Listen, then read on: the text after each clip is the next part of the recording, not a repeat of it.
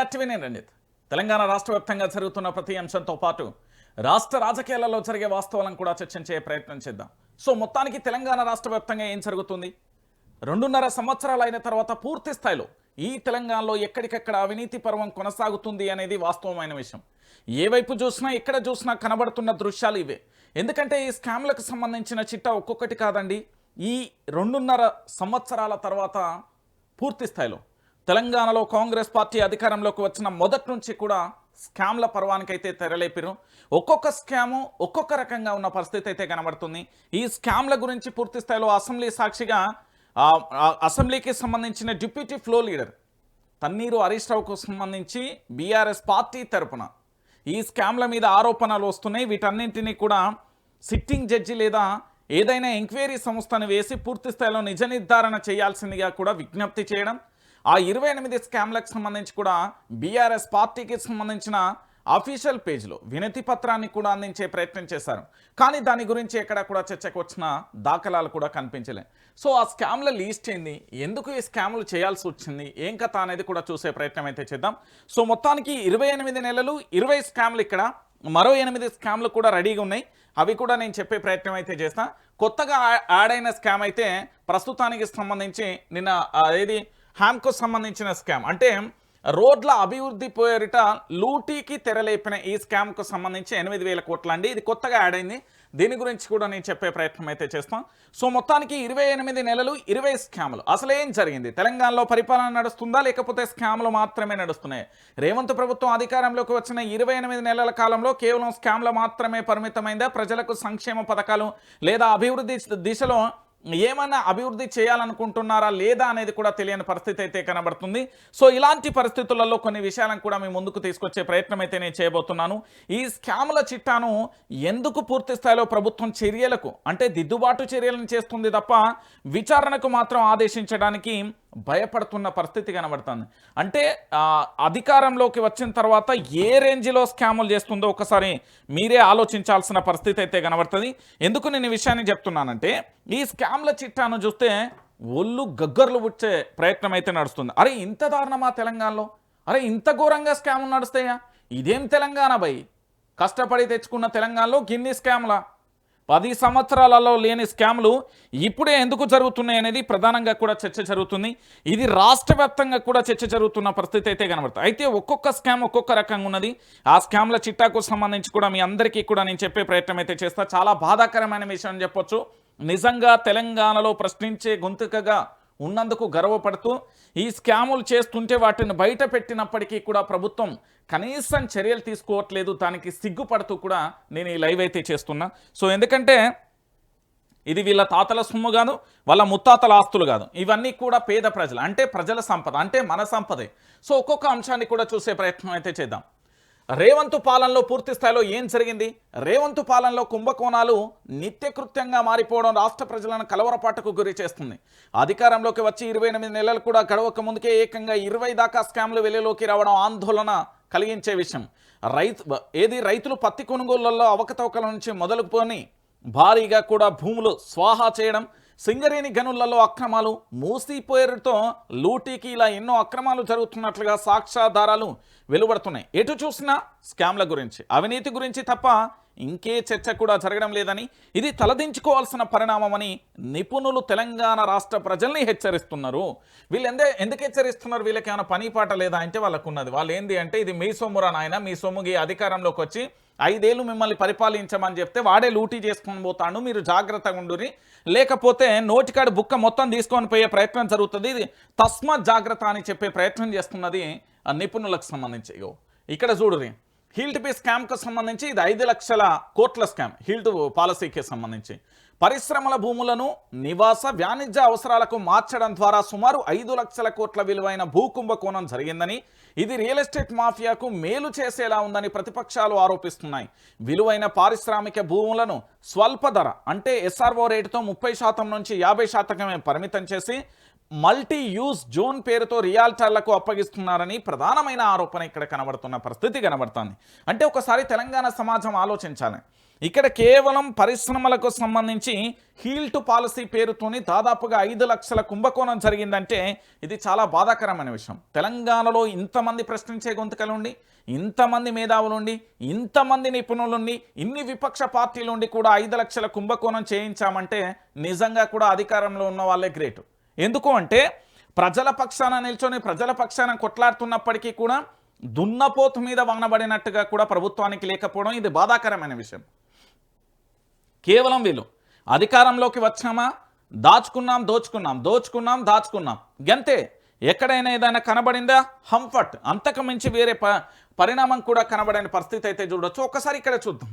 వరుసగా వెలుగులోకి వస్తున్న స్కామ్లు, 2.5 ఏళ్లలో భారీగా పెరిగిన అవినీతి, ప్రతి శాఖలోనూ కరప్షన్ రాజ్యం ఏలుతున్నట్లుగా రిపోర్ట్లు, అనతి కాలంలో కమిషన్ల సర్కారుగా ముద్ర, అమృత్ టెండర్ల నుంచి హ్యామ్స్ అంటే రోడ్ల దాకా అన్నిట్లలోనూ స్కామ్ల గురించి జరిగినట్లుగా ఆధారం, హీల్ టు పాలసీ ద్వారా 5 లక్షల కోట్ల అవినీతి తెర లేపారని ప్రతిపక్షాలు విమర్శలు చేస్తున్న పరిస్థితి కూడా కనబడుతుంది. మార్పు మార్పు మార్పు అన్నారు కదా, ఇదండి మన మార్పు తెలంగాణలో. తెలంగాణ యావత్తు సమాజం కూడా ఆలోచించాల్సిన విషయం ఏంటంటే మార్పు పేరుతో వచ్చిన తర్వాత వీళ్ళ స్కామ్లకు సంబంధించి ఒక్కొక్క స్కాము ఒక్కొక్క రకం, 28 నెలల్లో 20 స్కామ్లు, ఒక్కొక్క స్కామ్ ఒక్కొక్క రకంగా కనబడుతుంది. ఒక్కసారి చూద్దాం. మొట్టమొదటిసారిగా ఈ తెలంగాణలో జరిగిన మొట్టమొదటి స్కామ్ ఏదైనా ఉంది అంటే అది సివిల్ సప్లై స్కామ్కు సంబంధించి.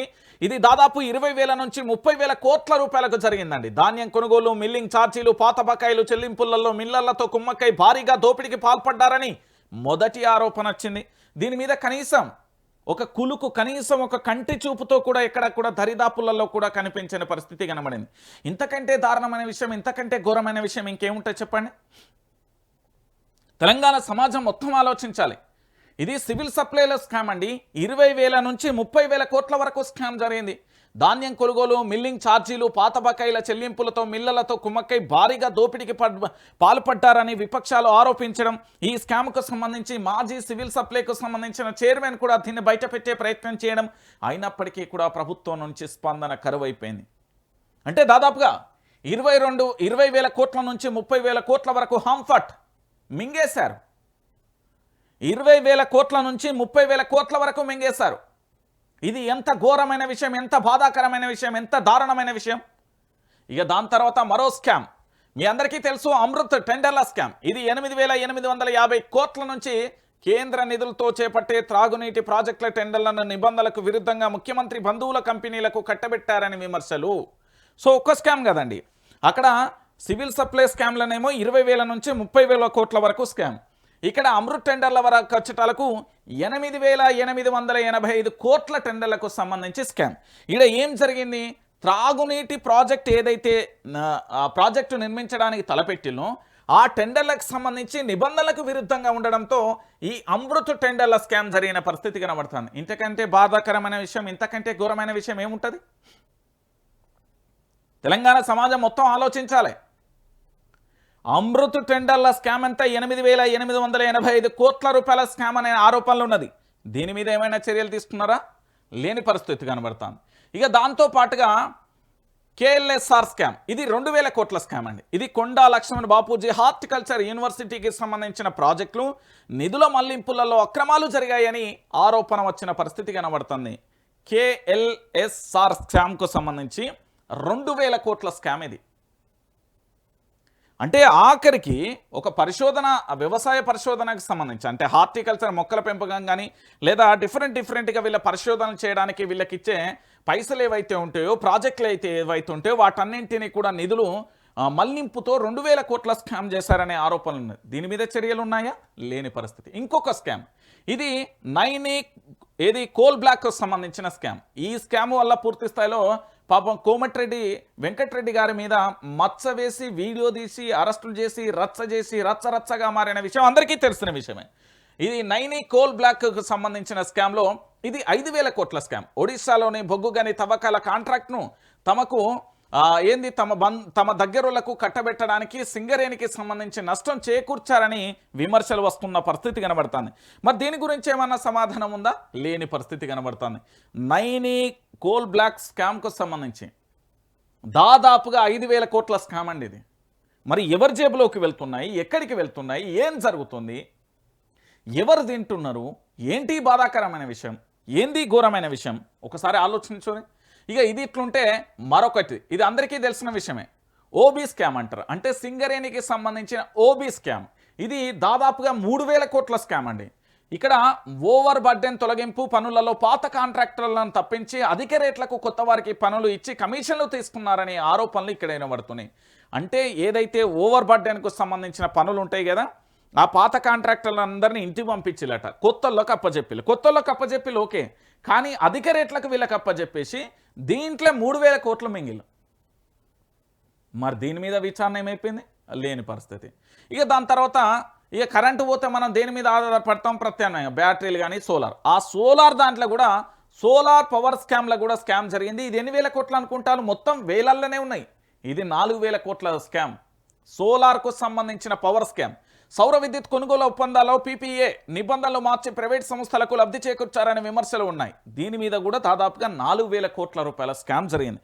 మరి దీని గురించి ఏమన్నా సమాధానం ఉందా అంటే లేని పరిస్థితి కనబడతాను. ఇక దాంతో పాటుగా ఎన్టీపీసీకి సంబంధించి ఓబీ స్కామ్. అంటే మీ అందరికీ తెలిసిన విషయమే కదా, ఇది 1,500 కోట్ల స్కామ్ అండి. ఎన్టీపీసీ ప్రాజెక్టు పనులలో కూడా రాజకీయ ప్రమేయంతో కాంట్రాక్ట్ల కేటాయింపు జరిగిందన్న ఆరోపణలు వినబడుతున్నాయి. దీంతో ఇక్కడ దాదాపుగా 1,500 కోట్ల రూపాయలకు సంబంధించిన స్కామ్ జరిగిందనే విమర్శలు కూడా వినబడుతున్న పరిస్థితి కనబడుతుంది. ఇక దాంతోపాటు హెచ్సియుకు సంబంధించిన భూముల స్కామ్. అంటే హైదరాబాద్ సెంట్రల్ యూనివర్సిటీకి చెందిన విలువైన భూములను రియల్ ఎస్టేట్ ప్రయోజనాల కోసం పక్కదారి పట్టించారనే విమర్శలు. ఈ భూములకు సంబంధించిన స్కామ్ వచ్చేసి ఏకంగా 5,000 కోట్ల రూపాయల స్కామ్ అనేది అందరికీ తెలిసిన విషయమే. ఇక దానితో పాటుగా లంబాడి బిడ్డలకు సంబంధించి అంటే లగచర్ల బాధితులకు సంబంధించిన స్కామ్ ఎంతో తెలుసా? దీనన్నిట్లలో నాకు తెలిసినంత వరకు ఒక గ్రామాన్ని లేకుండా చేయాలనుకున్న భూములకు సంబంధించిన స్కామ్ ఎంతో తెలుసా? 10,000 కోట్ల రూపాయల స్కామ్. అంటే ఫార్మా విలేజ్ పేరుతో రైతుల నుంచి తక్కువ ధరకు భూములను లాక్కొని వాటిని కంపెనీలకు దారాదత్తం చేస్తున్నారనే ఆరోపణలు కూడా ఇక్కడ వినబడ్డాయి. ఇది 10,000 కోట్ల స్కామ్. ఇక దాంతోపాటుగా ఏంటి అంటే 22A నిషేధ భూముల స్కామ్. అంటే 15,000 కోట్ల స్కామ్. 1,00,00,000 ఎకరాల భూమిని నిషేధిత జాబితా నుంచి తొలగించి క్రమబద్ధీకరించే ప్రక్రియలో 100 కోట్ల ముడుపులు అందాయన్న విమర్శలు కూడా వస్తున్నాయి. ఈ ఏదైతే 1,00,00,000 ఎకరాలకు సంబంధించి అప్పుడు ధరణికి సంబంధించి దాంట్లో పెడితే దాన్ని బయటికి తీసి వాటన్నింటినీ క్రమబద్ధీకరణ చేస్తామంటూ చెప్పి మరి ఏ రూపంలో పైసలు తీసుకున్నారో తెలియదు, కానీ దాదాపుగా 15,000 కోట్ల రూపాయల స్కామ్ కూడా జరిగింది. ఇక ఎక్సైజ్ మెట్రో బ్రూవరీస్ స్కామ్. ఇది ఎక్సైజ్కు సంబంధించిన మెట్రో బ్రూవరీస్ స్కామ్. ఇది 5,000 కోట్లండి. కొత్త బ్రూవరీ లైసెన్సులను మంజూరులో మరి మద్యం సరఫరా కోటాలలో క్విడ్ ప్రోకో జరిగిందన్న ఆరోపణలు ఇక్కడ వినబడుతున్నాయి. అంటే 5,000 కోట్ల రూపాయలకు సంబంధించిన స్కామ్. ఇక్కడ హోమ్స్ రోడ్స్ అంటే ఇది 8,000 కోట్ల రూపాయలకు సంబంధించి ఇక్కడ ఈ విషయం ఏంటంటే మీరందరూ కూడా రోడ్ల నిర్మాణం పేరుతో కిలోమీటర్కు 3.30 కోట్లను కేటాయించి భారీ దోపిడీకి పాల్పడ్డారని వేముల ప్రశాంత్ రెడ్డి ఆరోపించిన పరిస్థితి కనబడుతుంది. అంటే ఒకసారి హెచ్ఏఎం స్కామ్. ఇది ఈ హ్యామ్స్కు సంబంధించిన స్కామ్లో 3.30 కోట్ల రూపాయలు మింగి మొత్తానికి ఇది 8,000 కోట్ల రూపాయలు మింగిలని గతానికి సంబంధించిన మాజీ మంత్రి వేముల ప్రశాంత్ రెడ్డి బయటపెట్టిన విషయం. ఇక దాంతోపాటుగా మరో స్కామ్ మీ అందరికీ తెలుసు, టీడీఆర్ స్కామ్. ఇది 3,000 కోట్ల స్కామ్. ఇది ఎక్కడ హెచ్ఎండిఏ పరిధిలో టీడీఆర్ సర్టిఫికెట్ల జారీలో భారీగా అక్రమాలు జరిగాయని విమర్శలు ఉన్నాయి. దీని స్కామ్ ఎంత 3,000 కోట్ల రూపాయల స్కామ్ జరిగింది. ఇక దాంతోపాటు యంగ్ ఇండియా స్కూల్. ఇది అందరికీ తెలిసిన విషయంలో తెలంగాణలో రచ్చరచ్చగా మారింది. ఈ యంగ్ ఇండియా స్కూల్కు సంబంధించి దాదాపుగా 2,000 కోట్ల రూపాయల స్కామ్ కూడా జరిగింది. కొత్త పాఠశాలల నిర్మాణం, దాంతోపాటు మెయింటెనెన్స్ ప్రాజెక్టుల అర్హత లేని సంస్థలకు కట్టబెట్టి 2,000 కోట్ల రూపాయలు తిన్నారనే ఆరోపణలు కూడా వినబడ్డ పరిస్థితి. ఇక దాంతోపాటు అక్రమ మైనింగ్ స్కామ్. ఇది 10,000 కోట్లండి. రాష్ట్ర వ్యాప్తంగా ఇసుక క్వారీలలో అధికార పార్టీ నేతల కనుసన్నలలో భారీ దోపిడీ జరుగుతుందనే విమర్శలు. ఇదైతే వాస్తవమైన విషయం. ఎందుకంటే ఎక్కడ ఇసుకను తరలించినా కూడా అది కాళేశ్వరం ప్రాజెక్టు దగ్గర కావచ్చు, మేడిగడ్డ దగ్గర కావచ్చు, భూపాల్పల్లి కావచ్చు, ములుగు కావచ్చు, ఖమ్మం కావచ్చు, గోదావరి నదీ తీర ప్రాంతాలలో ఎక్కడ జరిగిన ఇసుకకు సంబంధించిన భారీ స్కామ్ అయితే జరుగుతున్నది. ఈ మంత్రులకు సంబంధించిన మా అనుచరులను అక్కడ కూర్చోబెట్టి ఎన్ని లారీలు పోతున్నాయి, ఆ లారీ యొక్క నెంబరు, దాంతోపాటు ఆయన ఫోన్ నెంబరు, దాంతోపాటు ఎంత లెవెల్లో పోతున్నాయి, ఎన్ని క్వింటాలు పోతున్నాయి రాసుకొని సంతకాలు తీసుకొని లెక్కలు వేసుకొని మరీ పంపిస్తున్నారట. సాయంత్రం వరకు ముడుపులు ముడితేనేమో ఓకే, లేకపోతే పూర్తి స్థాయిలో వాళ్ళని వాళ్ళని ఇబ్బంది పెట్టే ప్రయత్నం జరుగుతుందట. ఇక దాంతోపాటు డెక్కన్ సిమెంట్ స్కామ్, ఇది 1000 కోట్ల స్కామ్. సిమెంట్ కంపెనీలకు అనుకూలంగా గనుల కేటాయింపు, దాంతోపాటు నిబంధనల సడలింపులలో అవినీతి జరిగిందనే ఆరోపణలు, ఇది 1000 కోట్లు. ఇక మంచిరేవుల దేవాదాయ భూముల స్కామ్, ఇది 5000 కోట్లు. అంటే నగర శివార్లలో అత్యంత ఖరీదైన దేవాదాయ భూములను ప్రైవేటు వ్యక్తులకు అప్పగించడం ద్వారా భూ కుంభకోణం జరుగుతుందన్న విమర్శలు ఇక్కడ వినబడుతున్నాయి.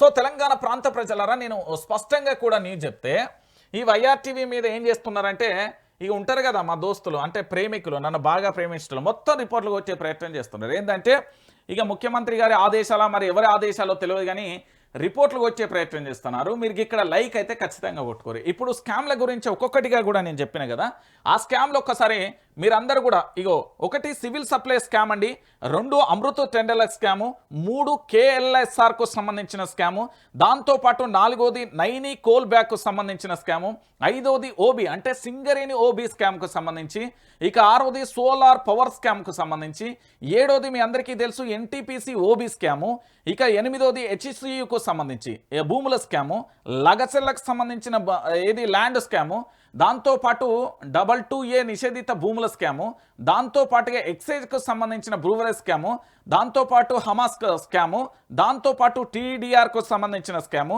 ఆ తర్వాత యంగ్ ఇండియా స్కూలు, ఆ తర్వాత 4th సిటీ, ఆ తర్వాత మైనింగు, ఆ తర్వాత డెక్కను, తర్వాత మంచిరేవుల, ఇట్లా చెప్పుకుంటూ పోతే తెలంగాణ రాష్ట్ర వ్యాప్తంగా కూడా మొత్తం స్కాములే.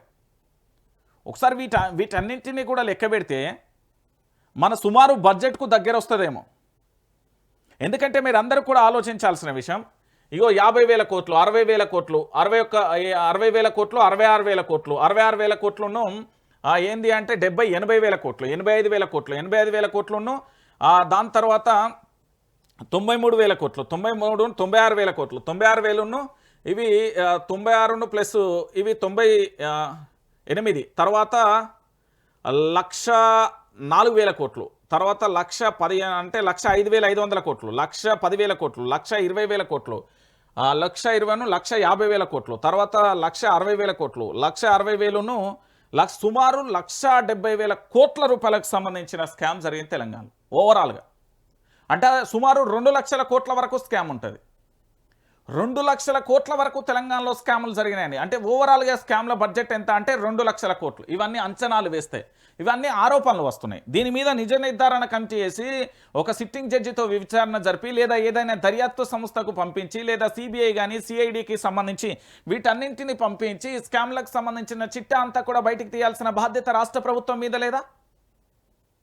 అసెంబ్లీ స్పీకర్ మీద లేదా? గవర్నర్కు లేదా? CSRకి లేదా? రాష్ట్రానికి సంబంధించి అరే 2 లక్షల కోట్ల స్కామ్ అండి మొత్తం ఓవరాల్గా, తక్కువలో తక్కువ నియర్ బై 2 లక్షల కోట్ల రూపాయల స్కామ్ జరుగుతున్నది ఈ తెలంగాణలో జరిగింది. అంటే సుమారు బడ్జెట్కు దగ్గర వస్తున్నది, అప్పులకు దగ్గర వస్తున్న పరిస్థితి కనబడుతుంది. ఎంత బాధాకరమైన విషయం, ఎంత ఘోరమైన విషయం అండి. తెలంగాణ గడ్డ మీద పుట్టి మన రాష్ట్రంలో మన సంపద, ప్రజల సంపద, 4 కోట్ల మంది సంపదను దోచుకుంటున్నారు. ఇంతకంటే ఘోరం, ఇంతకంటే దారుణమైన విషయం ఇంకేమైనా ఉంటుందా? నేను మళ్ళీ తెలంగాణ ప్రాంత ప్రజలందరినీ కూడా అడుగుతున్నా, దయచేసి సమాజం అంతా మేల్కోవాలి. అయ్యో వైఆర్టీవీ రంజిత్ వార్తలు చెప్తే ఫలానా పార్టీ ఏటా ఫలానా, ఈ పార్టీలతో ఏముండదు. అది తలాతోక లేని పార్టీలు అవి. ఏ పార్టీకి ఇక్కడ వత్తాసు కదా, వాస్తవాలని చెప్తున్నాం. మనం ఆనాడు ప్రశ్నించినాం, నేడు ప్రశ్నిస్తున్నాం. దీంట్లో తప్పేమున్నది? నాడు కేసులు ఉన్నాయి, నేడు కేసులు ఉన్నాయి, దీంట్లో ఏమున్నది? అంటే రాజ్యం అణచివేయడానికి ఎన్ని రకాలుగా ప్రయత్నాలు చేయమన్నా అన్ని రకాలుగా ప్రయత్నాలు చేస్తుంది. నేనేమంటున్నానంటే ఓవరాల్గా 28 నెలలు 20 స్కామ్లు జరిగినాయి కదా. 20 స్కామ్ల గురించి దాదాపుగా 2 లక్షల కోట్ల దాకా స్కామ్ జరిగింది కదా. నియర్ బై ఎంతలో తక్కువ ఇవన్నీ లెక్కలైతే మళ్ళీ గాడికేస్తానే. ఈ నోటి లెక్కలైతేనే 1,70,000 1,80,000 కోట్ల రూపాయలకు వచ్చినాయి. మరి 2 లక్షల కోట్ల వరకు స్కామ్లు ఉన్నాయి కదా, వీటి సంగతి ఏంది అని నేను అడుగుతున్నా. రాష్ట్ర ముఖ్యమంత్రి గారు దీని మీద ఒక సిట్టింగ్ జడ్జితో పూర్తి స్థాయిలో విచారణ చేయాలి. ఎవరైతే ఈ దొంగలు దోపిడీదారులు ఉన్నారో వీళ్ళ మీద చర్యలు తీసుకోవాల్సిన బాధ్యత ఉంటుంది. సోషల్ మీడియాలోనో, లేకపోతే హీల్ టు పాలసీ తీసుకొస్తామో, లేకపోతే ఇంకో పాలసీ తీసుకొస్తామో, లేకపోతే ఇంకో పాలసీ కాదన్నా, ఫస్ట్ ఈ అవినీతి చిట్టా మీద ఒక పాలసీ తీసుకురా. ఈ అవినీతి చిట్టా మీద ఒక బిల్లు వేయి. ఈ అవినీతి చిట్టాకు సంబంధించి విచారణకు ఆదేశాలు చేయి. అరే 28 నెలలు 20 స్కామ్లు, ఏం జరుగుతుంది తెలంగాణలో? ఆగమైపోతున్న నా తెలంగాణ, అడిగంటిపోతున్న నా తెలంగాణ చూస్తే బాధ అనిపించదా అన్న? అరే తెలంగాణ బిడ్డను భయ్, ఈ ప్రాంతంలో పుట్టిన ఈ ప్రాంతంలో పుట్టినప్పుడు నాకు బాధ్యత ఉంటుంది కదా, మా రాష్ట్రంలో గిన్ని అవినీతిలా అని ముక్కున ఏలేసుకునే పరిస్థితి వస్తుంది. అరే గిన్ని స్కామ్లా తెలంగాణ రాష్ట్రంలో ఏంది ఇవన్నీ ఆరోపణలు అనుకో. ఈ ఆరోపణలకు సంబంధించి సుమారుగా అంచనాలు వేసినా కూడా 2 లక్షల కోట్ల దగ్గరకు వస్తుంది కదా అవినీతి. దీనికి సమాధానం లేదు. ఇక దీంతో పాటుగా నేను ఇంకొక అంశాన్ని, ఇది నిన్ననే వేముల ప్రశాంత్ రెడ్డి నిజంగా హీరో, ఆయన మొనగాడు. ఎందుకంటే నిన్న రోడ్ల స్కామ్ను దాదాపుగా 8,000 కోట్ల రూపాయల స్కామ్ను బయటపెట్టింది నేను. ఇక చూడురి, రోడ్ల అభివృద్ధి పేరిట లూటీ తెరతీసిన కాంగ్రెస్ ప్రభుత్వం R&B నిధుల విడుదలపై నిర్లక్ష్యం. బీఆర్ఎస్ పాలనలో 10,000 కిలోమీటర్లకు రోడ్ల నిర్మాణం, కాంగ్రెస్ హయాంలో కేవలం 112 కిలోమీటర్లే. RRR పై మంత్రి ప్రకటనలో పచ్చి అబద్ధం. సర్కారు అక్రమాలపై విజిలెన్స్కు ఫిర్యాదు చేస్తాం మాజీ మంత్రి వేముల ప్రశాంత్ రెడ్డి ఆగ్రహం అంటూ కూడా చెప్పిండు. ఎవలా అని అసెంబ్లీలో అడిగినావు కదా, మళ్ళా బొమ్మకు గుర్తుండేటాళ్ళు దిమ్మ తిరిగేటట్టు గుర్తు చేస్తున్నాడు వేముల ప్రశాంత్. గదే బాల్కొండ ఏ కొండ అని అన్నారు కదా అసెంబ్లీ సాక్షిగా రాష్ట్ర ముఖ్యమంత్రి గారు మాట్లాడిన మాట ఇది. అదే మాజీ మంత్రి ఉండే కదా, ఏదో కొండ ఉంటుందా, ఇదే నిజామాబాద్ అన్నావు కదా, వచ్చిండు. వచ్చి పూర్తి స్థాయిలో కూడా మాజీ మంత్రి వేముల ప్రశాంత్ రెడ్డి పేరు మళ్ళీ గుర్తుండేటట్టు, ఆ నియోజకవర్గం ఏది బాల్కొండ గుర్తుండేటట్టు మీ యొక్క ప్రభుత్వం చేస్తున్న 8,000 కోట్ల రూపాయల స్కామ్ను బయటపెట్టిండు. ఈ 8,000 కోట్ల రూపాయల స్కామ్ను బయటపెట్టిండు కదా, ఇప్పుడు గుర్తుంటారు, ఖచ్చితంగా గుర్తుంటాడు. వేముల ప్రశాంత్ రెడ్డి ఇప్పుడు రేవంత్ రెడ్డి గారికి 24 గంటలు గుర్తొస్తాడు. ఎందుకంటే ఆయన 8,000 కోట్ల రూపాయల స్కామ్ బయటపెట్టిండు కదా, విజిలెన్స్కి కూడా ఫిర్యాదు చేస్తా అని చెప్తున్నాడు కదా. ఇప్పుడు విజిలెన్స్ గనక ఫిర్యాదు చేస్తే ప్రభుత్వం పరిస్థితి ఏంది? ఏడుకొండలవాడ వెంకటరమణ గోవింద అన్నట్టు ఇక్కడ ప్రభుత్వం కూడా గోవింద అవుతుంది అంతే. వేముల ప్రశాంత్ రెడ్డి పేరు తెలియదట, వేముల ప్రశాంత్ రెడ్డి దాంతోపాటు నియోజకవర్గం తెలియదట, కించపరిచే విధంగా మాట్లాడింది. చాలా బాధాకరమైన విషయం అది. అందుకే దిమ్మ తిరిగితే బొమ్మ కనబడుతుంది, ఎవడు కొడితే రెడ్ వైట్ అవుతుంది వాడే పండుగడు అంటారు కదా. ఇక్కడ ఎవరైతే మొత్తం ఆ బాల్కొండ నియోజకవర్గ ప్రజలకు ప్లస్ వేముల ప్రశాంత్ రెడ్డిని మర్చిపోకుండా తీసుకొచ్చి 8,000 కోట్ల రూపాయల స్కామ్ బయటపెట్టిండు. ఇప్పుడు మాట్లాడు ఇక రాష్ట్ర ప్రభుత్వానికి సంబంధించి ముఖ్యమంత్రి ఇప్పుడు ఎవరో అడుగు చెప్పురు, ఇక ఇప్పుడు అడుగురి, ఇప్పుడు అడిగి చెప్తే ఇక మస్తు ఉంటుంది. ఇక దాంట్లో ఏమున్నది ఇక చూడరి, ఏమున్నదన్నా తెలంగాణలో. ఓ అన్న ఏమున్నది తెలంగాణలో, ఏం జరుగుతున్నది? స్కాములే స్కాములు, ఏమి స్కాములు, భూమి మీకు కనబడ్డదా అంటే బంధువులు లెక్క పిక్క తినే పరిస్థితి ఈ తెలంగాణలో. నేను ఎందుకు ఈ విషయాన్ని చెప్తున్నా అంటే ఇక్కడ చాలా స్పష్టంగా చూడండి, ఇది క్రషర్కు సంబంధించి ఔటర్ రింగ్ రోడ్కు సంబంధించి దాదాపు ఇది 3,000 కోట్ల విలువ చేసే భూమి అండి, 17 ఎకరాలలో ఉంటుంది. దాన్ని నేను మొత్తం తిరిగిన కాబట్టి చెప్తున్నా, 3,000 కోట్ల రూపాయలకు సంబంధించి 17 ఎకరాలు ఉంటుంది ఇక్కడ. వీళ్ళు ఎన్ని ముచ్చట్లు చెప్పినా నా దగ్గర మాత్రం నడవే. నేను క్లారిటీగా అక్కడికి పోయి కొలత టేప్ పెట్టుకొని అయినా కొలుసుకొని వస్తా, ఎందుకంటే అది మా సొమ్ము పోయి ప్రజల సొమ్ము. ఒకసారి దీని కథ చూడరు, మీరే చూడరు. రాష్ట్ర ప్రభుత్వం అధికారంలోకి వచ్చి ఎట్లా చేస్తుంది ఏం కథ ఇక చూడు. చేతిలో అధికారం ఉంటే చేసేది తప్పైన ధర్మం వైపే పోతుంది. పేదోడి వైపు న్యాయం ఉన్నది నేరంగానే మారుతుంది. నిబంధనలు నీరుగారి చట్టాలు ఏమైతే అంటే చట్టుబండలు అవుతాయి. లేని అనుమతులు వాటంతట అవే నడుచుకుంటూ వస్తాయి. ఇక్కడ ముఖ్య నేత చేసిందే చట్టం, రాసిందే న్యాయం. ఈయన ఏంది నిజాం ప్రభు అనుకుంటాడా, బ్రిటిష్ కాలంలో లేకపోతే నేనే రాజధాని ఏలేటైనా అనుకుంటుండా? ఎవరో ఈ పెద్ద మనిషి లేచి కొంచెం బ్రష్ చేసి ముఖం కడుక్కొని ఓ ఛాయగా తాగి మేల్కో, మొద్దు నిద్ర వీడు. అసలు విషయాన్ని బయటపడ్డది ఇప్పుడు.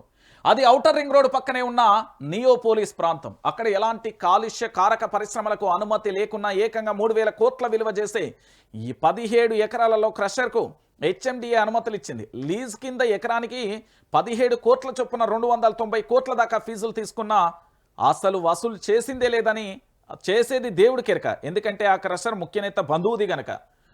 ముఖ్యనేత నుంచి అది ముఖ్యనేత బంధువు దాకా పోయింది. ఎందుకంటే అసెంబ్లీలో జరిగిన రచ్చకు చూడురి, పేదోడికి ఒక న్యాయం, పెద్దోడికి ఒక న్యాయం. ముఖ్యనేతకు సంబంధించి మహామేత ఔటర్ను ఆనుకొని ఉన్న 17 ఎకరాల బంధువుకు భూమిని కేటాయించిరట. కిలోమీటర్ నిబంధనకు తుంగలో తొక్కిన సర్కార్ క్రషర్ ఏర్పాటుకు జెట్ స్పీడ్తో ప్రత్యేక అనుమతులు, అక్కడే మెటీరియల్ కొనేలా రియల్ ఎస్టేట్ సంస్థలకు ఆదేశాలట. ముఖ్యనేతకు నెలకు 2 కోట్ల పైన రాబడి. వారవ్వా, వీళ్ళ పని మంచిగా ఉన్నది. పొద్దుగాల 4 గంటలు లేచి రాత్రి 1 దాకా వార్తలు ఒర్రి పేగులన్నీ నొయ్యంగా, గొంతన్నీ నొయ్యంగా ఏం లేదు. కానీ ఆడ ఊకొని మంచి లగ్జరీ కార్లలో ఏసీ కార్లలో తిరుగుతూ నలుగురిని మేపుకుంటా ఇగో ఎట్లా సంపాదిస్తారు చూడు. పందికొక్కులు లెక్క ప్రజల సొమ్ము తింటురు. నిజం ఇది అని నేనంటలేను, తెలంగాణ సమాజం అంటుంది. ఇది నియోపోలిస్ భూములలో ముఖ్య నేత బంధువు క్రషర్ ఏర్పాటు స్థలం. ఏందట, వడ్డించేవాడు మనవాడైతే ఎక్కడ కూకున్నా కడుపు నిండా తినొచ్చు అనేది పాత సామెత. ఎట్లా సామెత అది? పెళ్ళిళ్ళు ఏవైనా ఫంక్షన్లు పోయినా ఆడ వడ్డించడం మనోడైనా అనుకో, 4 ముక్కలు ఎక్కువ వస్తాయి, 4 తుణుకలు ఎక్కువ వస్తాయి, ఇంతంత షోరు ఎక్కువ వస్తుంది. గట్లనే అయిపోయింది. ఇప్పుడు ముఖ్యమంత్రి మనోడైతే ఏదైనా చేయొచ్చు రాజ్యంలో. ఇప్పుడు ముఖ్యమంత్రి రేవంత్ రెడ్డి నావోడు అనుకో, నేను ఏం చేసినా నడుస్తుంది భయ్. నేను సెక్రటరియట్లోకి పోయి ఆడ కూకొని ఇంతంత బిర్యానీ తెచ్చుకొని తిన్నా నడుస్తుంది, నా ఇష్టం. ముఖ్యమంత్రి నావోడైనప్పుడు నేను ఏం చేసినా నడుస్తుంది. గట్లనే అయిపోయింది ఇప్పుడు పరిస్థితి వీళ్ళది. ప్రభుత్వం మనదైతే అడిగేవాడేవాడు, అడ్డుకునేవాడేవాడు. ఇక్కడ ప్రభుత్వం మనదైనాక ఏంది విభాగాలు ఏం చేస్తారో తెలియదు. చీటికి మాటికి చిటుకు అంటూ ప్రశ్నించే వాళ్ళు, నిజాలు చెప్పేటోళ్ళను గొంతులు పెట్టి మధ్యతరగతి పేద కుటుంబాల నుండి వచ్చి ఇక్కడ ప్రశ్నించే వాళ్ళ మీద మాత్రం పంజా విసురుతారు. కానీ ఇలాంటి రాబంధువులను మాత్రం జోలికి మాత్రం పోడు. ముఖ్య నేత తన బంధుగణాన్ని దోచిపెట్టడానికి ఏ అవకాశాన్ని కూడా వదిలిపెట్టడం లేదు. నిబంధనలు తుంగలో తొక్కుతూ అడ్డదారులలో ఇష్టారీతన దోచిపెడుతున్నారు. మంత్రి పొంగులేటి శ్రీనివాసరెడ్డి కుటుంబం ఆయన బినామీ సంస్థలు నిబంధనలకు విరుద్ధంగా స్టోన్ క్రషర్ ఏర్పాటు చేశారంటూ ఇటీవల జరిగిన అసెంబ్లీ సమావేశాలలో బీఆర్ఎస్ అనేక ఆధారాలను సభ ముందు పెట్టిన విషయం తెలిసిందే. అయితే పొంగులేటి మించిన ముఖ్య నేత ఎక్కువగా కొల్లగొట్టారని క్రషర్ యజమానులు ఆరోపిస్తున్నారు. ఇందుకు నియోపోలిస్ ప్రాంతంలో ఏర్పాటు చేసిన భాగ్యలక్ష్మి మైన్స్ ఇది ప్రధానమైన దొంగ. మరి దీనికి సంబంధించి ఏం చేస్తాడు ముఖ్యమంత్రి గారు? నిండు అసెంబ్లీ సాక్షిగా ఈ రాష్ట్రానికి సంబంధించి వాస్తవాలను చెప్పే ప్రయత్నం చేశారు కదా.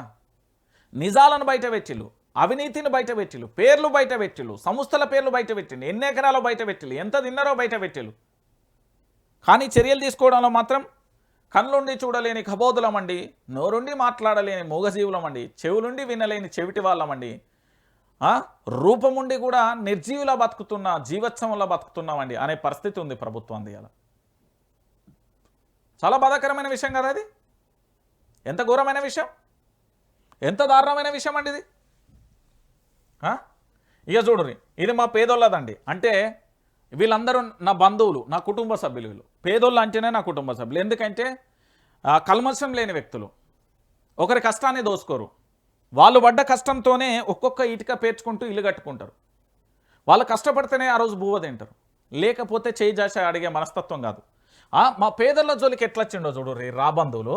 ఇక చూడుర్రి, బస్తీపై జబర్దస్తి, 1000 కోట్ల భూమిపై కాంగ్రెస్ సర్కార్ కానీ ఎక్కడ రాజేంద్ర నగర్ పరిధి హనుమాన్ నగర్ను అమ్మేసే ప్లాన్ చేసిందట. ఏకంగా పూర్తి స్థాయిలో కూడా రాజేంద్ర నగర్కు సంబంధించిన పరిధి హనుమాన్ నగర్ ఉన్నదా, దాన్నే లేపేసే ప్రయత్నం చేసిల్లట. ఇంతకంటే ఘోరం ఇంకేముంటుంది? ప్రైమ్ ఏరియా మారడంతో స్వాధీనానికి పన్నాగం, కాలనీలు ఖాళీ చేయించి రియల్ దందాకు కుట్రలు, 50 ఏళ్లుగా ఉంటున్న పేదలు వెళ్లిపోవాలనే నోటీసులు, బస్తీలో 600 కుటుంబాలు, పక్కనే ఖరీదైన విల్లాలు. 2007లో 170 ఇండ్లకు పట్టాలు ఇచ్చిన నాటి మంత్రి జీవో 58, 59 కింద పట్టాలను ఇచ్చేందుకు బీఆర్ఎస్ కృషి. ఇప్పుడు పేదలను రోడ్డున పడేసేందుకు కాంగ్రెస్. హైదరాబాద్లో ప్రభుత్వ ప్రైవేట్ స్థలాలను కబ్జా చేసి పెద్ద ఎత్తున భవనాలు కడుతున్న బడా వ్యాపారాలను వదిలేసి మా ఇల్లు లాక్కుంటారా? కాంగ్రెస్ ప్రభుత్వం వచ్చిన 2.5 ఏళ్ల నుంచి పేదల ఇండ్లు, పేదల స్థలాలే టార్గెట్గా పాలన సాగిస్తుంది. మా తాతల నుంచి ఉంటున్న ఇండ్లను ఖాళీ చేయం. దశరథ్ హనుమాన్ నగర్ బస్తీకి సంబంధించిన వ్యక్తి. అన్నా నువ్వు ఏ బస్తీ అన్నా కానీ అన్నా అక్కడ ఉన్నాయి రాబంధువులు అన్న. ఎందుకంటే నీ సర్వే నెంబర్లు కూడా చెప్తా. రాజేంద్ర నగర్లో నివాసం ఉంటున్న హనుమాన్ నగర్ బస్తీకి సంబంధించిన ప్రజలారా, నేను మళ్ళా చెప్తున్నా, మీ సర్వే నెంబర్లో ఒకసారి చూసుకోరు. 322లో మీరు ఉంటున్నారా? లేదు 323లో మీరు ఉంటున్నారా? లేదు 324లో ఉంటున్నారా? ఇక్కడ మొత్తం 600 కుటుంబాలు ఉన్నాయి కదా. 600 కుటుంబాలు 50 ఏళ్ళుగా నివాసం ఉంటున్నారు కదా. వస్తున్నాడు రాష్ట్ర ముఖ్యమంత్రి యనుమల రేవంత్ రెడ్డి గారి సారథ్యంలో కదులుతున్నది అధికార యంత్రాంగం. మిమ్మల్ని అక్కడి నుండి పంపించే ప్రయత్నానికి శ్రీకారం చుట్టింది. 19 ఎకరాల విస్తీర్ణంలో ఈ హనుమాన్ నగర్ ఉందండి. సో మొత్తానికి ఖాళీ చేస్తే పూర్తి స్థాయిలో కొల్లూరుకు సంబంధించి డబుల్ బెడ్రూమ్ ఇళ్లను కట్టిస్తామని కలెక్టర్ చెప్తాడట. సో మొత్తానికి ఆ చుట్టూ విల్లాలు అవి ఇవి చూపెడతాడట పేపరాళ్ళు. ఫస్ట్ అయితే వాళ్ళకి కట్టి ఇచ్చి అక్కడ పంపించిన తర్వాత దీని జోలికి అయితే రారు. ఎంత ఘోరమైన విషయం అండి. మా పేద ప్రజల జోలికి రావడానికి రేవంత్ రెడ్డికి మాత్రం అధికారం ఉంటుంది, అన్నీ ఉంటాయి. కానీ ధనవంతుల జోలికి పోవడానికి మాత్రం అబ్బే అటువైపే చూడద్దు. ఎందుకంటే అటు నెల తాయిలాలు అందుతాయి కదా అని కొంతమంది గుసగుస పెడతారు. మరి నిజమా అబద్ధమా నాకు కూడా తెలియదు, ఆయన చెప్తే బాగుంటుంది. ఇక మొత్తానికి ఇగో గిట్లున్నది తెలంగాణలో. ఇక ఏం చెప్పాలి చెప్పు తెలంగాణ ప్రాంత ప్రజలు ఏం చెప్పేటట్టు ఉన్నది, ఏమైనటట్టు ఉన్నది. ఇక దాంతో పాటుగా ఏమని చెప్పి కేసీఆర్ ప్రభుత్వం ఉన్నప్పుడు అంటే ఎంత బాధాకరమైన విషయం. కేసీఆర్ మొత్తం తాగుబోతు రాష్ట్రాన్ని చేస్తాను, కేసీఆర్ తాగుతాను, కేసీఆర్ తాగుబోతు రాష్ట్రాన్ని చెప్పిన నీచ నికృష్ట ఉన్నాయి కదా నోరు మాట్లాడిన వాళ్ళందరూ ఒకసారి చూడు. కేసీఆర్ ఏం చేస్తుండు, కేసీఆర్ ఏం చేసిండు, మీ రేవంత్ రెడ్డి ఏం చేస్తాడు. లిక్కర్ సేల్స్ 40,000 కోట్లు. అసలు తెలంగాణ ప్రభుత్వం నడిచేదే కిక్కు మీద. ఈ కిక్కు మీదనే ఇప్పటి ప్రభుత్వం నడుస్తుంది. మీరు అవునన్నా కాదన్నా నిజం ఇది. లిక్కర్స్ ఏది సేల్స్ 40,000 కోట్లు, పాత రికార్డులు బద్దలు, రెట్టింపైన మద్యం అమ్మకాలు, తగ్గిన బీర్ల వినియోగం, 2025-26 వార్షిక అమ్మకాల వివరాలని ఎక్సైజ్ శాఖ చాలా స్పష్టంగా చెప్పిందట. ఒకసారి చూడు తెలంగాణ ప్రాంత ప్రజలరా, ప్రభుత్వం దేని మీద నడుతుందంటే తాగుడు మీద నడుతుంది. ఎంత దౌర్భాగ్యమైన విషయం. ఏది పరిశ్రమల మీద ఆదాయం కాదు, లేకపోతే రాబడి విషయంలో కాదు, కేవలం తెలంగాణ ప్రభుత్వం నడిచేది, రేవంత్ రెడ్డి ప్రభుత్వం నడిచేది 40,000 కోట్ల రూపాయలు వచ్చింది కేవలం లిక్కర్ కిక్కు మీదనే. కేసీఆర్ కాదు తాగుబోయించండి, రేవంత్ రెడ్డి తాగడు కానీ గట్టే తాగుబోయిస్తాడు.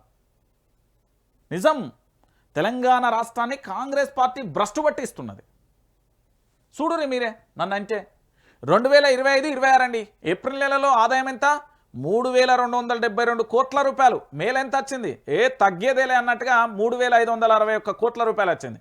మళ్ళీ జూన్కి వచ్చేటాలకు 3,273 కోట్ల రూపాయలు వచ్చింది. ఇక జూలైకి వచ్చేటాలకు 3,220 కోట్లు, ఆగస్టుకి వచ్చేటాలకు 3,082 కోట్లు, సెప్టెంబర్కి వచ్చేటాలకు 3,048 కోట్లు, అక్టోబర్కి వచ్చేటాలకు 2,709 కోట్లు, నవంబర్కి వచ్చేటాలకు 2,868 కోట్లు, డిసెంబర్కి వచ్చేటాలకు 5,051 కోట్లు, జనవరి వచ్చేటాలకు 3,325 కోట్లు, ఫిబ్రవరి వచ్చేటాలకు 3,208 కోట్లు, మార్చి వచ్చేటాలకు 3,486 కోట్లు, మొత్తంగా 40,209 కోట్లు. రేవంత్ ప్రభుత్వం తెలంగాణ ప్రాంత ప్రజల్ని తాగించి తెలంగాణ ప్రాంత ప్రజల్ని ఆరోగ్యాలను దెబ్బతీసింది.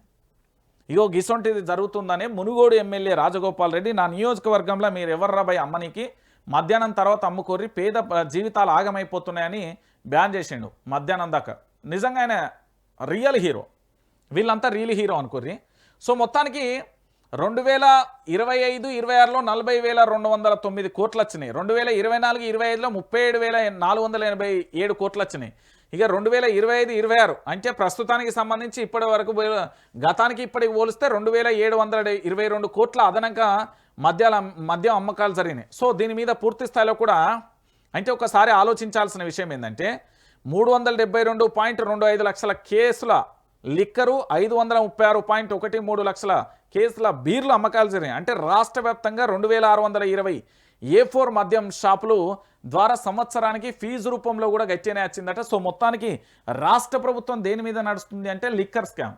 కేసీఆర్ ప్రభుత్వం కాదన్న, కేసీఆర్ ప్రభుత్వం కాళేశ్వరం ప్రాజెక్టుతో నీళ్ళు ఇచ్చింది, కళ్యాణ లక్ష్మితో కళ్యాణ బంధు ఇచ్చింది, దాంతోపాటు పుట్టబోయే బిడ్డలకు న్యూట్రిషన్ కిట్లు ఇచ్చింది, దాంతోపాటు దళితులకు దళిత బంధు ఇచ్చింది, బీసీలకు బీసీ బంధు ఇచ్చింది, నిరుద్యోగులకు సంబంధించిన ఉద్యోగ అవకాశాలు కల్పించింది. కానీ మన రేవంత్ రెడ్డి ప్రభుత్వం మాత్రం లిక్కర్లో కింగ్ అయిపోయింది. 40,000 కోట్ల రూపాయల అమ్మకాలు. నాటే జోక్ ఇది. ప్రభుత్వాన్ని ఒక్కసారి మీరు అందరూ కూడా ఆలోచించాల్సిన విషయం. 40,000 కోట్ల రూపాయల అమ్మకాలు అంటే ఒక ప్రభుత్వం కేవలం మద్యం మీద నడుస్తుంది అని చెప్పడానికి సాక్ష్యం ఇది.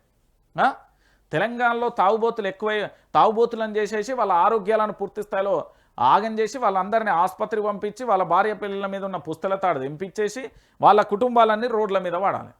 ఇంతే కదా మీ టార్గెట్. పరిశ్రమల మీద ఆదాయం వద్దు, రియల్ ఎస్టేట్ మీద ఆదాయం వద్దు, రెవెన్యూ శాఖ ద్వారా వచ్చే ఆదాయాలు వద్దు, రిజిస్ట్రేషన్ ద్వారా వచ్చే ఆదాయాలు వద్దు, కేవలం లిక్కర్ మీద మాత్రమే ఫోకస్ పెట్టింది. ఎంత బాధాకరమైన విషయం. తల దించుకోవాల్సిన పరిస్థితి. ఇంతకంటే దుర్మార్గం ఇంకేముంటుందన్న. ఇక మా అన్న తెలుసుగా కిషన్ రెడ్డి అన్నని చూస్తే గౌరవం, పాపం మంచోడేలే అని అందరూ అంటారు. కానీ నేనేమంటా తెలుసా, ఆర్ఆర్ ట్యాక్స్తో దోపిడీ జరుగుతుంది. అప్పుడు బీఆర్ఎస్, ఇప్పుడు కాంగ్రెస్ తెలంగాణ నిర్లక్ష్యం చేశాయి. కాంగ్రెస్ కారణంగానే ఏపీలో 8, తెలంగాణలో 1 ఎయిర్పోర్ట్, అమరావతిలో అద్భుతమైన అభివృద్ధి జరగాలి. తెలుగు రాష్ట్రాలు పోటీ తత్వంతో ముందుకు సాగాలి. లోక్సభలో ఏపీ రాజధాని అమరావతి చట్టబద్ధత బిల్లుకు కేంద్ర మంత్రి కిషన్ రెడ్డి మద్దతు. బుధవారం లోక్సభలో రాష్ట్రంలోని కాంగ్రెస్ ప్రభుత్వంపై తన ప్రసంగంలో మండిపడుతున్న కేంద్ర మంత్రి కిషన్ రెడ్డి ఏ భాషలో మాట్లాడింది అనుకుంటారా మీరు? 1 మినిట్ ఒకసారి నాకు ఇది చూడబుద్ధి అవుతాను. ఎందుకంటే తెలంగాణ రాష్ట్ర వ్యాప్తంగా ఉన్న అందరూ చూడాలి కదా. కిషన్ రెడ్డి నిన్న ఎట్లా మాట్లాడిండో చాలా మంది అంటే అందరికీ తెలవాలని చూపెడుతున్నా. మళ్ళీ ఏంటంటే నన్ను అనద్దు. ఉన్న ముచ్చట తెలంగాణ ప్రాంత ప్రజలందరికీ కూడా తెలవాలి కాబట్టి వాస్తవమైన విషయం ఏంది అనేది ఒకసారి ఎనుర్రి. మరి ఈ రోజు బిల్లు మాట్లాడుతూ కొంతమంది కాంగ్రెస్ పార్టీ సంబంధించినటువంటి సభ్యులు మాకు ఎయిర్పోర్ట్ లేదని చెప్తా ఉన్నారు. ఎవరి పాపం అడుగుతా ఉన్నాను. ఆంధ్రప్రదేశ్ లో 8 ఎయిర్పోర్ట్లు అంటే మీరు ఏమనుకోరు కదా, నేను ఒక మాట అంట, తెలంగాణలో కాదు కదా మాట్లాడేది, ఆంధ్రప్రదేశ్లో కాదు కదా మాట్లాడేది, ఎక్కడ మాట్లాడుతుండు? పార్లమెంట్, లోక్సభ రాజ్యసభకు సంబంధించి. పార్లమెంట్ అంటే 2 ఉంటాయి. మరి సారు మాట్లాడేటప్పుడు ఏ భాష మాట్లాడాలి? ఐదరారు హిందీ మాట్లాడాలి, ఐదరారు ఇంగ్లీష్ మాట్లాడాలి. ఎందుకు మాట్లాడాలంటే కూడా నేను అంటున్నా, తోటి సభ్యులు కానీ స్పీకర్ కానీ తెలుగు వాళ్ళు కాదు కదన్నా, వాళ్ళకి సబ్జెక్ట్ ఎట్లా అర్థం కావాలి? మరి కిషన్ రెడ్డి ఏం మాట్లాడుతాడంటే మళ్ళీ పక్కోళ్ళని అడిగి తెలుసుకోలేరు కదా. మళ్ళీ అందులో కేంద్ర మంత్రి కదా, కేంద్ర మంత్రి సహాయ మంత్రి కదా, సహాయ మంత్రి కేంద్ర మంత్రి ఎన్ని పదవులు చేసిండు? ఇప్పుడు తెలుగులో మాట్లాడితే అక్కడ ఎవరికి అర్థమవుతుందో నాకు మీరే చెప్పారు ప్లీజ్ దయచేసి. ఎందుకు నేను ఈ మాట మాట్లాడుతున్నా అంటే, అప్పుడు ఇప్పుడు వాళ్ళు దోసుకున్నారు వీళ్ళు దోసుకున్నారు ఈ ముచ్చట్లన్నీ అద్దన్నా.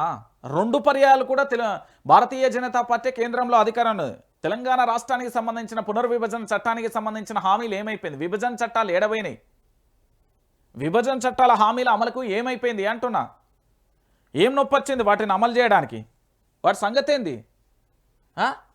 ఆర్ఆర్ ట్యాక్స్ అంటే సెంట్రల్లో అధికారంలో ఉంది కాంగ్రెసా, కమ్యూనిస్ట్ పార్టీలా, లేకపోతే కూటమి ప్రభుత్వం? మీదే కదా, భారతీయ జనతా పార్టీ. మరి మీరు అధికారంలో ఉన్నప్పుడు చర్యలు తీసుకోవడానికి ఏం నొప్పి నాకు అర్థమైతే లేదు. కాలు నొత్తందా, ఏళ్ళు నొత్తందా, లేకపోతే చేయి నొత్తందా? ఏం నొత్తంది? ఏం నొప్పి ఉన్నది? మరి రేవంత్ రెడ్డి మీద చర్యలు ఇక మాట్లాడుతా అంటే లోక్సభలో ఆర్ఆర్ ట్యాక్స్ నడుస్తున్నది అధ్యక్ష అంటాడు తెలుగులో. మళ్ళా ఆడ ఎవరికి అర్థమవుతుంది ఏంది భాష ఏం కథ? తోటి పార్లమెంట్ సభ్యులు ఉన్నప్పుడు వాళ్ళు ఇంగ్లీష్లో హిందీలో మాట్లాడతాయి కదా భాష. ఇప్పుడు మనం హైదరాబాద్లో ఉన్నప్పుడు ఒక షాప్ పోయినప్పుడు ఓ భాష, ఒక షాప్లో రకరకాల భాషలు ఉంటాయి. మన కమ్యూనికేషన్ స్కిల్స్ అనేది చాలా అవసరం కదా. నువ్వు మాట్లాడేది అందరికీ తోటి సభ్యులకు అర్థం కావాలి, కానీ తెలుగులో ఎందుకు చెప్పాడు? లాజిక్ ఉంది అందులో. ఏంది అంటే కేవలం ఏదో మత్పరించే ప్రయత్నం. నేను మాట్లాడిన గంతే. దాంతోపాటు ఇంకొక విషయం, ఆర్ఆర్ ట్యాక్స్ నడుస్తుందని చెప్తాను. మరి సెంట్రల్లో అధికారంలో ఎవరున్నారు? మావాడేమన్నా ఉన్నాడు? మా సీనేమన్నా ఉన్నాడా? లేకపోతే నేనేమన్నా ఉన్నాను సెంట్రల్ అధికారం? ఎవరున్నారు అధికారంలో? భారతీయ జనతా పార్టీ కదా. మరి చర్యలు తీసుకోవాల్సింది ఎవరు? మీరే కదా.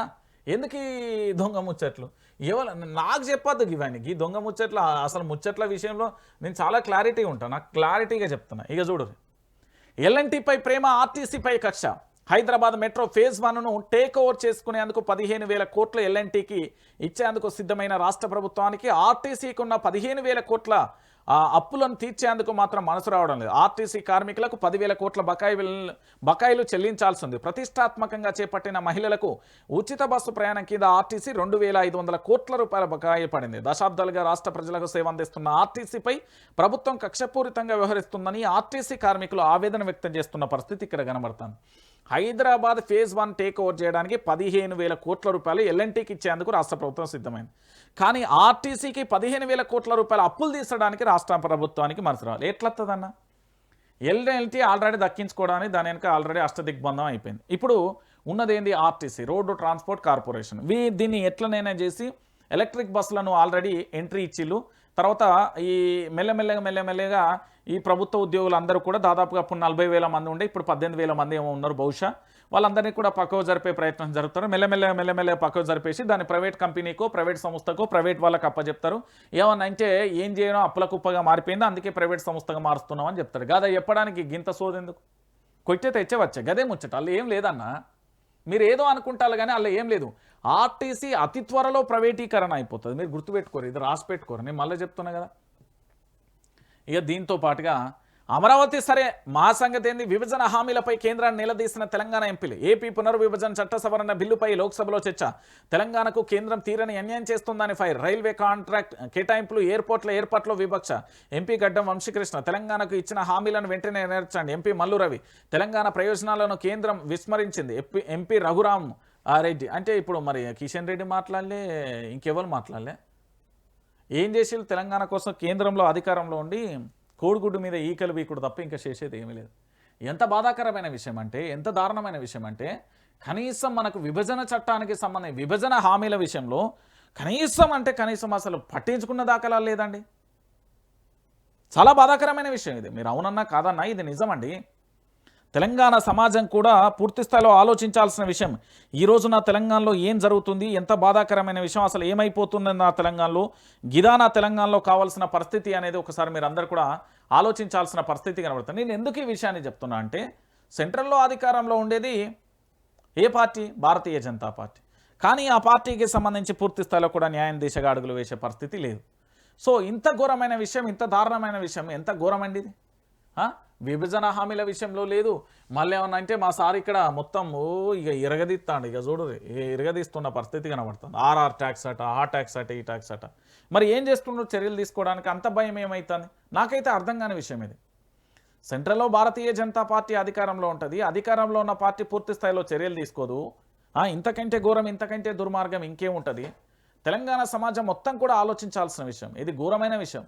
ఎందుకంటే ఈ తెలంగాణ ప్రాంత ప్రజలందరూ కూడా దయచేసి ఆలోచించాల్సిన విషయం ఏంటంటే, ఈ తెలంగాణ రాష్ట్రాన్ని ఆగం చేస్తున్నది. కాబట్టి నేనేమంటున్నా అంటే, మళ్ళీ చెప్తున్నా, వాస్తవాలను ధృవీకరించి వాస్తవాలను చెప్పేది వైఆర్టీవీ ఒకటే ఉన్నది. అందరి లెక్క మనం పేమెంట్ కాదు, పేటీఎం బ్యాచ్ కాదు, మొత్తం అంతా ఫేక్ లైవ్లు కాదు, ఫేక్ వ్యూవర్షిప్ కాదు. కాబట్టి ఇగో వైఆర్టీవీని ఇక్కడ సబ్స్క్రైబ్ చేసుకోర్రి, లైక్ చేసుకోర్రి, షేర్ చేయరి. తెలంగాణ రాష్ట్ర వ్యాప్తంగా జరుగుతున్న ప్రతి అప్డేట్ను కూడా మీకు అందించే ప్రయత్నం చేస్తుంది వైఆర్టీవీ.